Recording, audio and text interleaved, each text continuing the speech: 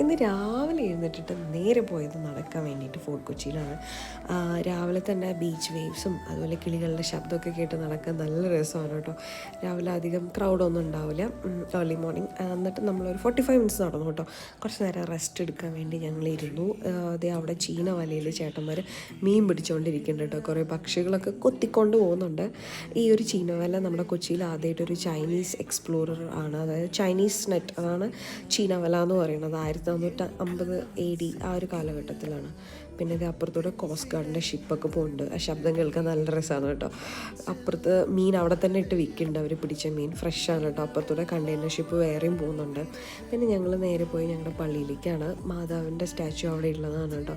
ഒരുപാട് പ്രത്യേകതകളുള്ള സ്റ്റാച്ചുവാണ് ഇത്. മാതാവിൻ്റെ കുറച്ച് കാര്യങ്ങളൊക്കെ പറഞ്ഞ് നേരെ അപ്പുറത്തെ ചേട്ടൻ്റെ കടയിൽ പോയി നല്ല ചൂടുള്ള പുട്ടും കടലയും പപ്പടം കൂടെ കഴിച്ചു കേട്ടോ. എന്നിട്ട് വീട്ടിൽ വന്നിട്ട് ഞാനൊരു ഗ്രീൻ ടീ വിത്തൗട്ട് ഷുഗർ